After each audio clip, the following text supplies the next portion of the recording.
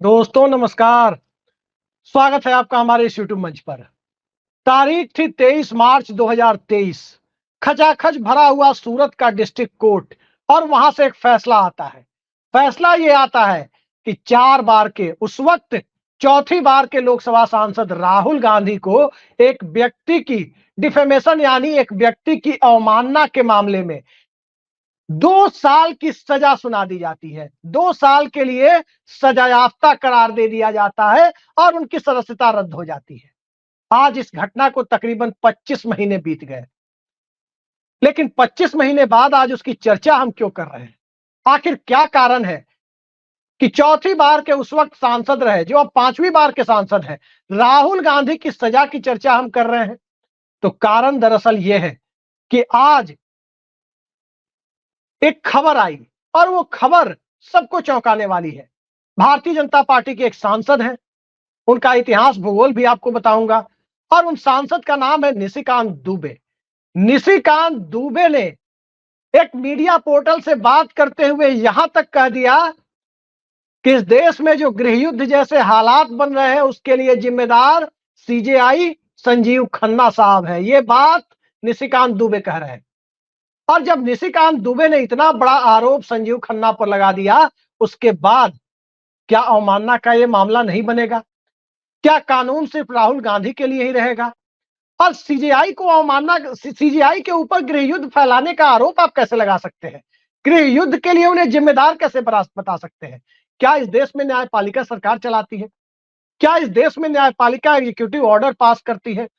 और उन सबसे बड़ा सवाल कि उस भारतीय जनता पार्टी से आने वाले प्रधानमंत्री नरेंद्र मोदी, जो भारतीय जनता पार्टी अपने चाल चरित्र और चेहरे का दावा करती है, वो देश के मुख्य न्यायाधीश, भारत के संविधान के संरक्षक, सुप्रीम कोर्ट के मुख्य न्यायाधीश के ऊपर इस तरह के आरोप एक भारतीय जनता पार्टी का सांसद कैसे लगा सकता है? न्यायपालिका की आलोचना होनी चाहिए। ये बात जस्टिस चंद्रचूड़ ने कही थी कि न्यायपालिका के फैसलों की आलोचना होनी चाहिए। न्यायपालिका के किसी फैसले से असहमति व्यक्त की जानी चाहिए यदि कोई असहमत है तो। लेकिन व्यक्ति विशेष की व्यक्तिगत आलोचना, और आलोचना ही नहीं बल्कि एक तरह से ट्रोलिंग करने की जो कोशिशें हुई है, क्या न्यायपालिका इस पर चुप रह जाएगी? और अब जो हालात बन रहे हैं, उस हालात में 5 मई को सुप्रीम कोर्ट में क्या होगा और 5 मई को जो सर्वोच्च न्यायालय में होगा, उसके बाद नीतीश कुमार और चंद्रबाबू नायडू के पास नरेंद्र मोदी सरकार का समर्थन करने का कोई रास्ता भी बचता है क्या? कई सारी परिस्थितियां एक साथ उत्पन्न हो गई है। एक तरफ निशिकांत दुबे ने एक विवादित बयान दिया, मुख्य न्यायाधीश का नाम लेकर कहा। आप किसी फैसले से असहमत होते तो उस फैसले की आलोचना कर सकते थे, उससे अपनी असहमति व्यक्त कर सकते थे, लेकिन मुख्य न्यायाधीश का सीधे सीधे नाम लेकर व्यक्तिगत हमला, क्या इस देश में अवमानना के मामलों को नए सिरे से परिभाषित करने का वक्त नहीं आ गया है? क्या कोई राजनीतिक दल का कोई व्यक्ति है जिसकी आलोचना कर देने मात्र से बात चल जाएगी? व्यक्तिगत आलोचना राजनीति में किसी की जाए तो लोग उसे माफ कर देते हैं, बर्दाश्त कर लेते हैं। इस देश में बहुत सारे राजनेताओं को बहुत कुछ कहा गया, रेन कोट पहन करके नहाने वाला भी कहा गया, लेकिन याद रखिए, इस देश का कानून है, संविधान है। संविधान कहता है कि संसद या विधानमंडल के अंदर कोई सांसद या विधायक कार्यवाही के दरमियान यदि कोई बात कहता है, उस पर कोई डिफेमेशन नहीं हो सकता, उस पर कोई अवमानना का मुकदमा नहीं हो सकता, कोई सजा नहीं हो सकती। लेकिन ये बात तो सदन के अंदर कही नहीं गई है। और क्या इसके बाद भी नरेंद्र मोदी यही कहेंगे कि मैं निशिकांत दुबे को दिल से माफ नहीं करूंगा? क्या ये दिल से माफ करने का मामला है? एक पुराना उदाहरण आपके सामने रखता हूं, और वो उदाहरण है 2001 या 2 का। उस वक्त मुख्य न्यायाधीश थे आदर्श सेन आनंद, और आनंद साहब के साथ इसी तरह के कुछ मामले में व्यक्तिगत हो गए थे उस वक्त के कानून मंत्री राम जेठमलानी। और जब वो व्यक्तिगत हो गए, उसके बाद क्या हुआ? अटल बिहारी वाजपेयी ने राम जेठमलानी का इस्तीफा मांग लिया और उन्हें इस्तीफा देने पर मजबूर कर दिया। तब न्यायपालिका के प्रति सम्मान की यह भावना थी। लेकिन आज मुर्शिदाबाद की घटना के बाद जब निशिकांत दुबे आरोप लगा रहे हैं, तो क्या वो मणिपुर भूल गए थे? उनकी पार्टी की सरकार है, और जो मणिपुर में हुआ, पूरी दुनिया ने देखा कि वो शर्मसार करने वाली घटना एक आर्मी ऑफिसर की पत्नी के साथ किस तरह से हुई थी। Retired army officer.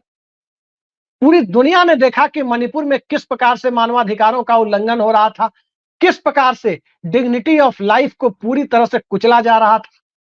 उसके बाद दिल्ली क्या कर रही थी? और क्या निशिकांत दुबे ये कहना चाहते हैं कि फरवरी मार्च 2002 में जो गुजरात में हो रहा था, उसके लिए उस वक्त के चीफ जस्टिस एसपी भरूचा जिम्मेदार थे? क्या एसपी भरूचा को 2002 में फरवरी मार्च में जो घटना गुजरात में हुई, नरेंद्र मोदी को जिसके लिए राजधर्म की सीख उनके प्रधानमंत्री, उस वक्त के प्रधानमंत्री अटल बिहारी वाजपेयी ने दी, क्या इसके लिए उस वक्त के चीफ जस्टिस एसपी भरूचा जिम्मेदार थे? सुप्रीम कोर्ट के चीफ जस्टिस के ऊपर व्यक्तिगत हमला, ये भारत के इतिहास में संभवतः पहला मामला है। एक मामला आया था प्रशांत भूषण का। प्रशांत भूषण ने कई सारे चीफ जस्टिस को एक साथ लपेटे में ले लिया था, तब भी उन्होंने नाम नहीं लिया था, सिर्फ चीफ जस्टिस कहा था।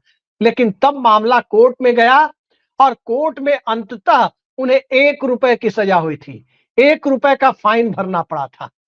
लेकिन उसके बावजूद क्या वही 1 रुपए का फाइन आज भारी पड़ता जा रहा है कि निशिकांत दुबे ये सब कह रहे हैं? संजीव खन्ना कोई सामान्य व्यक्ति नहीं है। संजीव खन्ना इस देश के संविधान के संरक्षक है, सुप्रीम कोर्ट के चीफ जस्टिस है, मास्टर ऑफ रोस्टर है, इस देश के न्यायपालिका के प्रमुख हैं। तो एक सांसद की यह हैसियत, क्या किसी सांसद का मन इतना बढ़ जाएगा कि चीफ जस्टिस का नाम लेकर के ये कहेंगे कि उन्होंने इस देश में गृह युद्ध के लिए वही जिम्मेदार है? जरा निशिकांत दुबे के इतिहास पर भी नजर डाल लेना चाहिए कि ये निशिकांत दुबे है कौन।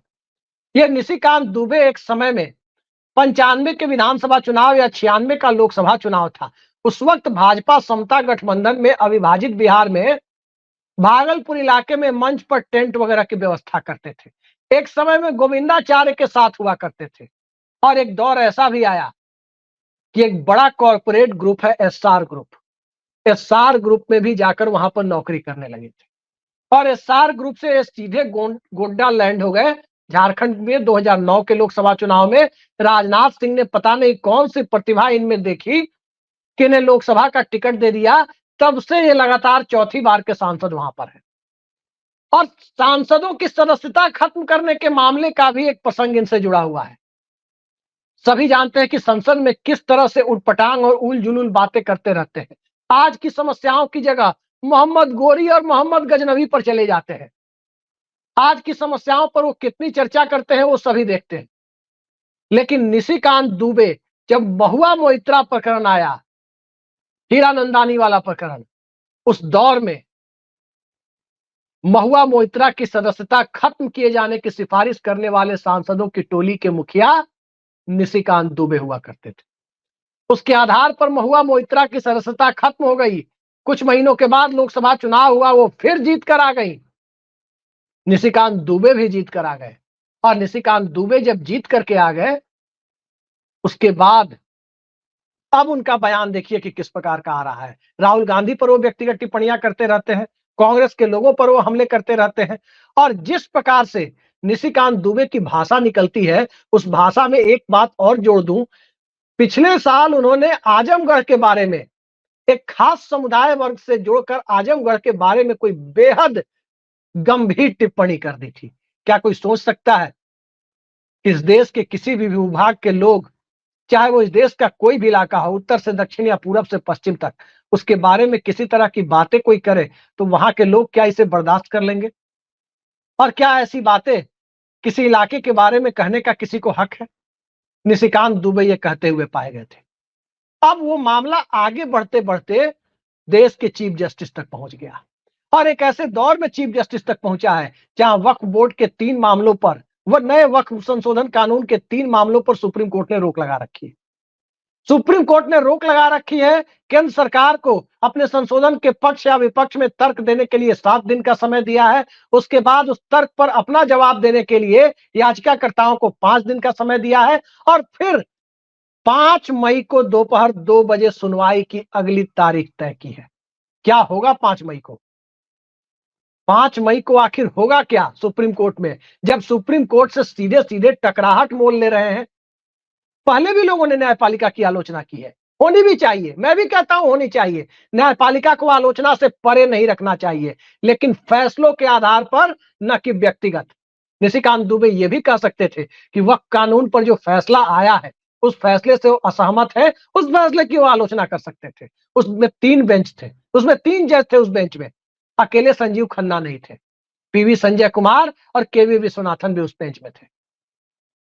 लेकिन संजीव खन्ना को टारगेट किया जाना, इसके पीछे का मकसद क्या है? क्या इस देश में सत्ता ने समझ लिया है कि न्यायपालिका से ऊपर है? और ये चलन नया नहीं है दोस्तों। जो ये आलोचना की जा रही है, उसमें राज्यसभा के सभापति और देश के उपराष्ट्रपति, वो तो संविधान की ही आलोचना कर रहे हैं। संविधान के अनुच्छेद 142 को, जो न्यायिक पुनरीक्षण की असीमित शक्ति न्यायपालिका को प्रदान करता है, संविधान संरक्षण की दिशा में एक बहुत बड़ा टूल माना जाता है आर्टिकल 142। उसके उसे वो न्यूक्लियर मिसाइल, परमाणु मिसाइल तक कह रहे हैं। और एक दौर में, कुछ ही साल पहले की बात है, शायद पिछले साल की ही बात है, जगदीप धनखड़ साहब ने 24 अप्रैल 1973 को केशवानंद भारती मामले पर जो फैसला आया, जिसमें 13 सदस्यों की संविधान पीठ ने कह दिया था कि संसद को संविधान संशोधन की असीमित शक्ति प्राप्त नहीं है, बल्कि संविधान के मूल ढांचे में कोई परिवर्तन नहीं हो सकता।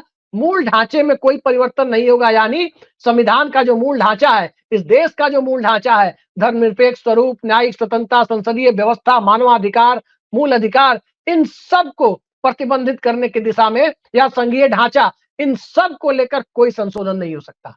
इनके अधिकारों में कटौती नहीं हो सकती। और इससे इतने चिढ़े हुए थे कि इसे देश के विकास के लिए जगदीप धनखड़ बाधा बताने लगे। आज 52 साल, उस महज 4 दिन बाद उस फैसले को होने जा रहे हैं, और अब संजीव खन्ना साहब से इतने चिढ़ गए हैं। कारण क्या है? इसके पहले 11 मई 2023 को एक फैसला आया। 11 मई 2023 के फैसले में सुप्रीम कोर्ट ने, संविधान पीठ के फैसले ने, राज्य में जो ऑपरेशन लोटस चल रहा था, विपक्ष शासित सरकारों को गिराने का, चाहे वो कर्नाटक की कुमारस्वामी सरकार रही हो, चाहे मध्य प्रदेश की कमलनाथ सरकार रही हो, या अंत में जिस मामले पर मामला सुप्रीम कोर्ट में पहुंचा वो उद्धव ठाकरे की महाराष्ट्र की महाविकास आघाड़ी सरकार रही हो। जिस ढंग से राज्यपालों और विधानसभा अधिकार, स्पीकर के अधिकार, पार्टी विप की नियुक्ति के मामले में पार्टी आला कमान के अधिकार, इन सब को परिभाषित किया गया, उसके बाद आप सब ने देखा कि हिमाचल में ऑपरेशन लोटस की जो कोशिशें पंचकुला तक पहुंची थी, एक झटके में धाराशायी हो गई। क्या वही जिम्मेदार है इसके लिए? और संविधान पीठ क्यों न फैसला दे? क्यों किसी राज्य में निर्वाचित सरकार को अवैध तरीके से कानून के लूपहोल्स का फायदा उठाकर तोड़ा मरोड़ा जा सके? इसकी इजाजत संविधान देता रहे, या सरकार को मिलती रहे राजभवनों के माध्यम से? और अब सुप्रीम कोर्ट में जिस बेंच में संजीव खन्ना साहब नहीं थे, उस बेंच ने फैसला दिया कि राष्ट्रपति को राज्यों के जो भी मसले आते हैं, जो गवर्नर द्वारा रेफर किए जाते हैं, किसी भी बिल को 3 महीने में फैसला लेना होगा। क्या गलत किया सुप्रीम कोर्ट ने? पॉकेट वीटो की तरह कानून हाथ में रखकर राष्ट्रपति बैठे रहे या राज्यपाल बैठे रहे, क्या उनके ऊपर समय सीमा निर्धारित नहीं होनी चाहिए? 1994 में मार्च महीने में एसआर बोम्मई मामले पर सुप्रीम कोर्ट का फैसला आया था कि राज्य सरकारों की बर्खास्तगी का फैसला न्यायिक पुनरीक्षण के दायरे में है, जुडिशियल सुपरविजन के दायरे में है। तभी आपने देखा कि हरीश रावत की सरकार नरेंद्र मोदी ने बर्खास्त की, कोर्ट ने बहाल कर दी। नाबाम टुकी की सरकार बर्खास्त की, अरुणाचल प्रदेश की, कोर्ट ने बहाल कर दी। और एसआर बोम्मई मामले में उस वक्त भी तो टाइम पीरियड तय किया गया, संसद के लिए तय किया गया, जिस संसद के 3 अंग होते हैं, राष्ट्रपति, लोकसभा और राज्यसभा, यानी तीनों के लिए तय किया गया कि 30 दिनों के अंदर किसी राज्य के राष्ट्रपति शासन को संसद के दोनों सदनों से मंजूरी दिलानी होगी। और बावजूद इसके सुप्रीम कोर्ट ये देख सकता है कि गलत काम तो नहीं हुआ है। तो ये सब कुछ काम पहले भी समय तय करने का काम राष्ट्रपति के सामने या संसद के सामने न्यायालय ने किया है। तब तो उस वक्त की नरसिम्हा राव सरकार ने सवाल नहीं उठाया। तब तो कांग्रेस के किसी एमपी ने 1994 में नहीं कहा कि सुप्रीम कोर्ट के चीफ जस्टिस इस देश में गलत काम करने के लिए जिम्मेदार है। आज निशिकांत दुबे जैसे लोग, जिन्हें मैं दावे के साथ कहता हूं कि इस देश में एनसीईआरटी पढ़ने वाला 11वीं 12वीं का लड़का भी, 11वीं 12वीं का स्टूडेंट भी निशिकांत दुबे से ज्यादा संविधान जानता होगा, 4 बार के सांसद निशिकांत दुबे से ज्यादा संविधान जानता होगा, वो भी निशिकांत दुबे को बैठ करके संसदीय व्यवस्था पढ़ा सकता है। वो निशिकांत दुबे चीफ जस्टिस के ऊपर, कानून के रखवालों के ऊपर व्यक्तिगत टिप्पणियां कर रहे हैं। मुर्शिदाबाद की घटना को कैसे वो देख रहे हैं? क्या वो घटना मुर्शिदाबाद में जो हो रही है गुजरात के 2002 की घटना से ज्यादा विभत्स है? क्या वो घटना मणिपुर की घटना से ज्यादा विभत्स है? घटना घटना होती है कि उस राजनीतिक चश्मे से उसे तभी देखा जा सकता है जब किसी घटना को सत्ता में बैठा हुआ कोई व्यक्ति ये कहे कि यह न्यूटन के तृतीय गति नियम यानी प्रत्येक क्रिया की बराबर और विपरीत प्रतिक्रिया होती है। इस तरह की बात सत्ता में बैठे हुए लोग कहें। क्या ममता बनर्जी ने बंगाल में ये बात मुर्शिदाबाद के बात कही है? नहीं कही है। ये बात किसने कही थी? गुजरात में 2002 के फरवरी मार्च में जो बवाल चल रहा था, उस वक्त गुजरात के मुख्यमंत्री नरेंद्र मोदी ने गुजरात की घटना को न्यूटन का तृतीय गति नियम का पालन बताया था। जेएम लिंगदो के बारे में कहा था, मुख्य चुनाव आयुक्त के बारे में, कि वो इटली से निर्देश प्राप्त कर रहे हैं। इस तरह की बातें, इस तरह के बोल जब आज निशिकांत दुबे के जो संसदीय दल के नेता हैं नरेंद्र मोदी, वही बोल चुके हैं, तो भला निशिकांत दुबे क्यों पीछे रहते? दिक्कत यही है कि उन्होंने गलत बटन दबा दिया है। और अगर 5 मई को वक्फ कानून के मुद्दे पर कुछ बड़ा फैसला आया, एक ऐसा फैसला जिसमें नीतीश नायडू के लिए नाक बचानी मुश्किल हो, तो नरेंद्र मोदी के लिए सरकार बचाना मुश्किल हो सकता है। पूरी की पूरी बाजी पलट सकती है, क्योंकि कहीं ना कहीं प्रोवोकेशन का काम, प्रोवोक करने का काम निशिकांत दुबे और दिनेश शर्मा जैसे भाजपा के नेताओं ने किया है। मैं जानता हूं, देश जानता है कि न्यायपालिका कभी प्रोवोक नहीं होती, वो संवैधानिक चश्मे से चीजों को देखती है। लेकिन व्यक्ति और व्यक्ति का स्वभाव होता है कि वो प्रोवोक किया जा सकता है। और जो जज बैठे हुए हैं, संवैधानिक दायरे में उन्हें फैसले देने हैं, लेकिन जज भी एक इंसान है। व्यक्तिगत आलोचना की हद तक कैसे निशिकांत दुबे चले गए और ऐसे लोगों को कौन सी सजा पार्टी के अंदर से भारतीय जनता पार्टी देगी, यह देखे जाने वाली बात है। क्योंकि हम सब ने देखा है कि जिस वक्त दानिश अली को सदन के अंदर भाजपा सांसद रमेश बिधूड़ी बेहद आपत्तिजनक भाषा का प्रयोग कर रहे थे, उस वक्त वहां बैठे हुए 2 सांसद, एक डॉक्टर साहब और एक वकील साहब, डॉक्टर हर्षवर्धन और रविशंकर प्रसाद, ये मंद मंद मुस्कुरा रहे थे। और आसन पर बैठे हुए जो सभापति या पीठासीन अधिकारी थे, वो चुपचाप बैठकर तमाशा देख रहे थे। कोई सजा रमेश बिधूड़ी को नहीं हुई थी। उल्टा दिल्ली के मुख्यमंत्री के खिलाफ असेंबली में लड़ने के लिए टिकट देकर इनाम भी दिया गया था। ये भारतीय जनता पार्टी की मौजूदा रवायत है, जो राम जेठमलानी को बर्खास्त किए जाने की हद तक, यानी उनसे इस्तीफा लिए जाने की हद तक जो बीजेपी अटल जी के जमाने में चली जाती थी, वो भारतीय जनता पार्टी अब अडवाणीकरण की जगह, क्या भारतीय जनता पार्टी का अडवाणीकरण के बाद अब एक नया दौर शुरू हो गया है, जिसमें गुजरात लॉबी ही फैसले लेती है। और गुजरात लॉबी ही फैसले लेती है तो उसमें पार्टी के अंदर से संसद में कौन बोलेगा, पार्टी के अंदर से पार्टी की भूमिका को उपयुक्त फोरम पर कौन रखेगा, इसके लिए निशिकांत दुबे जैसे लोग ही चुने जाते हैं। जिस पार्टी की परंपरा में जसवंत सिंह जैसे विद्वान लोग थे, मुरली मनोहर जोशी जैसे विद्वान लोग थे, उस पार्टी की परंपरा में निशिकांत दुबे आ जाएंगे? ये भला किसने सोचा था? एसआर ग्रुप में कॉर्पोरेट की नौकरी करने वाला एक व्यक्ति, पार्टी के अंदर उसकी हैसियत इतनी बड़ी बना दी जाएगी कि वो सीधे सीधे देश के चीफ जस्टिस के ऊपर बोलने चला जाएगा, नाम लेकर के सीधे सीधे इस देश के अंदर गृह युद्ध के लिए जिम्मेदार ठहरा देगा। निश्चित तौर पर यह मामला अवमानना का बनता है। और मुझे नहीं पता कि आखिर क्यों अटॉर्नी जनरल से अनुमति मांगी जा रही है मुकदमे के लिए। जहां तक मैंने संविधान पढ़ा है, कानून पढ़ा है, किसी सांसद पर या किसी व्यक्ति पर मुकदमे के लिए अटॉर्नी जनरल से, वो भी डिफेमेशन का मामला चलाने के लिए, अटॉर्नी जनरल से परमिशन नहीं मांगा जाता है। राहुल गांधी के मामले में भी अटॉर्नी जनरल से परमिशन नहीं मांगा गया था। फिर इस मामले में क्यों अटॉर्नी जनरल से परमिशन मांगा जा रहा है? क्यों कुछ वकील मुकदमा चलाने के लिए अटॉर्नी जनरल से परमिशन मांग रहे हैं? क्या एक सेफ गार्ड मुहैया कराने की कोशिश है? यह सवाल भी है कि आखिर ये लीपापोती की कोशिशें तो शुरू नहीं हुई है। कई सारे सवाल है, जिसमें एक तरफ 5 मई के बाद नरेंद्र मोदी सरकार का क्या होगा, और उसके साथ साथ निशिकांत दुबे ने भारतीय जनता पार्टी की पूरी सरकार को कई मोर्चों पर ले जाकर फंसा तो नहीं दिया है। मत भूलिए 13 मई से जस्टिस गवई चीफ जस्टिस बनने जा रहे हैं। जब संजीव खन्ना से इतनी दिक्कतें हो रही है, चंद्रचूड़ से थोड़ी सी दिक्कतें लोगों को दिखाई दे रही थी, तो आगे गवई साहब से कितनी दिक्कतें हो सकती है ये अंदाजा सहज ही लगाया जा सकता है। लेकिन अभी भी 23 दिनों का कार्यकाल संजीव खन्ना के पास है और बहुत कुछ इसमें आपको देखने को मिल सकता है, क्योंकि व्यक्तिगत टिप्पणियों को निश्चित तौर पर जितनी कड़ी निंदा की जाए कम है। और आश्चर्य इस पर है कि कड़ी निंदा शब्द के स्वयंभू ठेकेदार और इस सरकार के रक्षा मंत्री राजनाथ सिंह ने अब तक, जिन्होंने पहली बार टिकट देकर निशिकांत दुबे को सांसद बनाया था, उनकी तरफ से अभी कोई कड़ी निंदा निशिकांत दुबे के सामने नहीं आई। देखते जाइए नरेंद्र मोदी किस दिशा में जा रहे हैं और भारतीय जनता पार्टी को 11 सालों में उन्होंने किस दिशा में पहुंचा दिया है कि न्यायपालिका से टकराहट के बाद अब तो चीफ जस्टिस का नाम लेकर सीधे टिप्पणियां हो रही है। आगे ये परंपरा कहां तक जाएगी, इसको सोच करके इस देश के लोग कहीं ना कहीं डेमोक्रेसी के अंदर एक नई रवायत की कल्पना मात्र से कांप उठते हैं। याद रखिए दुनिया में जहां कहीं भी डेमोक्रेसी फेल हुई है, सबसे पहले न्यायपालिका को गिरफ्त में लेने की कोशिशें ही तानाशाही ताकतों के द्वारा किया गया है। क्या भारत उसी रास्ते पर चलने के लिए अग्रसर हो चुका है?